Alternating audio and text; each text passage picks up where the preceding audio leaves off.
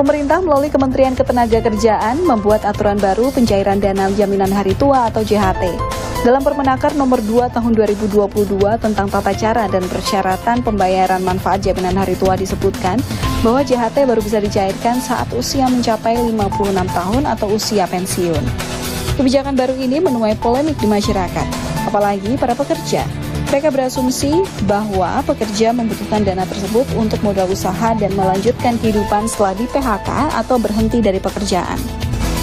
Kami tadi ketemu dengan Menteri Ketenagakerjaan, Ibu Ida Fauzia. Sekali lagi sebetulnya bukan tujuan kita aksi kesini itu ketemu Menteri. Tujuan kita adalah kita meminta kepada Bu Menteri agar Permenaker nomor 2 tahun 2022 tentang tata cara dan persyaratan pengambilan JHT dicabut. Menanggapi hal ini, Ketua DPR RI Puan Maharani meminta pemerintah untuk meninjau ulang tata cara pencairan JHT bagi masyarakat. Puan menilai kebijakan ini kurang disosialisasikan dan tidak sensitif terhadap keadaan masyarakat. Sebab hal ini memberatkan para pekerja yang membutuhkan pencairan JHT sebelum usia 56 tahun. Apalagi dalam kondisi pandemi COVID-19 ini, tak sedikit pekerja yang kemudian dirumahkan atau bahkan terpaksa keluar dari tempatnya bekerja.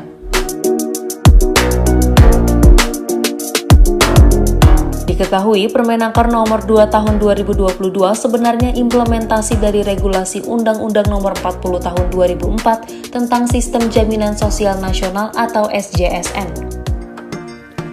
UU SJSN merupakan regulasi yang disusun dan disahkan oleh pemerintahan Megawati Soekarno Putri saat menjabat sebagai Presiden RI di tahun 2004. Upaya pemerintah Presiden Jokowi untuk menahan dana JHT milik pekerja hingga usia pensiun sebenarnya sudah pernah dilakukan di tahun 2015 lalu.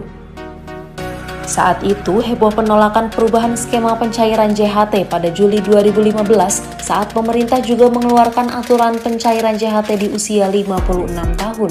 Menteri Sekretaris Negara atau Mensesnek Pratikno mengatakan Presiden Joko Widodo paham atas keberatan yang dirasakan para pekerja terkait peraturan Menteri Ketenagakerjaan atau Permenaker nomor 2 tahun 2022 tentang tata cara dan persyaratan pembayaran manfaat jaminan hari tua atau JHT. Pratikno mengatakan saat ini terbuka peluang pemerintah untuk merevisi Permenaker tersebut. Setelah Jokowi memanggil Menko Perekonomian Erlangga Hartarto dan Menteri Ketenagakerjaan Ida Fauzia pada Senin 21 Februari. Pratikno juga menyampaikan bahwa pada pertemuan tersebut Presiden memerintahkan agar tata cara dan persyaratan pembayaran JHT disederhanakan, dipermudah supaya dana tersebut dapat diambil oleh pekerja yang mengalami masa sulit, terutama mengalami PHK. Soal aturan JHT terbaru, Kemenaker ungkap Jokowi setuju ada izinnya.